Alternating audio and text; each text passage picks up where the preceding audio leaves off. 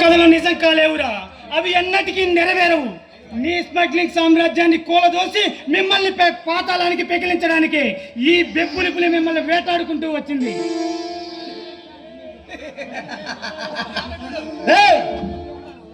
ఎవడ్రా నువ్వు? ఈ పుష్పరాజ్ పేరు వింటే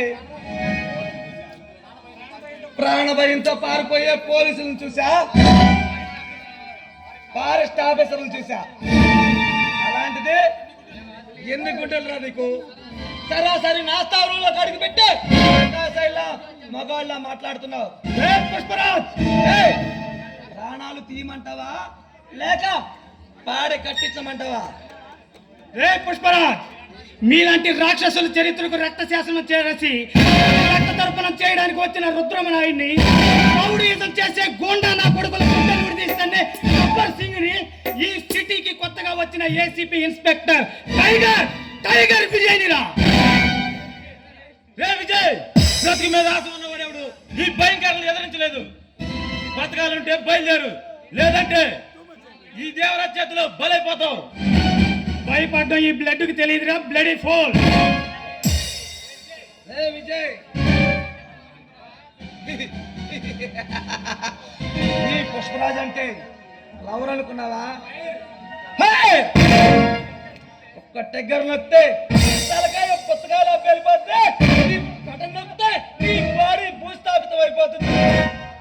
అలాంటిది ఈ భయంకరల ముందే బలుపు చూపిస్తావా?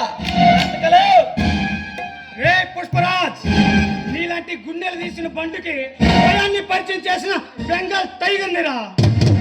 ఈ అడవిలో ఉన్న వేల కోట్ల విలువ చేసే ఎర్ర చందనాన్ని స్మగ్లింగ్ చేస్తూ నీ కడ్డొచ్చిన ఆఫీసర్లు అంతం చేస్తున్న నిన్ను అరెస్ట్ చేసి నీతో ఫుట్బాల్ ఆడుకోవడానికి ఈ రౌడీ ఇన్స్పెక్టర్ రంగంలోకి దిగింది. రే విజయ్, అనుపములతో ఆడుకున్న ఈ యగోరాలను అరెస్ట్ చేయాలని చూస్తున్నా నిన్ను. ఈ స్టేట్ శ్మశానంగా మారుతుంది. మమ్మల్ని అరెస్ట్ చేయాలన్న నీ ఆలోచన పక్కన పెట్టి మా కాలు పట్టుకో, ప్రాణభిక్ష పెట్టి వదిలేస్తాం. లేదంటే ఈ రాక్షస రాజ్యంలో నిన్ను అడ్డగనరికి ఈ రాక్షస రక్తదాహానికి బలిస్తా. ప్రాణభయంతో పారిపోయేంత పిరికివాడు కాదురా ఈ టైగర్ విజయ్. కడుపున పుట్టిన అభిమన్యుణ్ణి రక్త తిలకం దిద్దుకొని రణరంగంలో అడుగుపెట్టి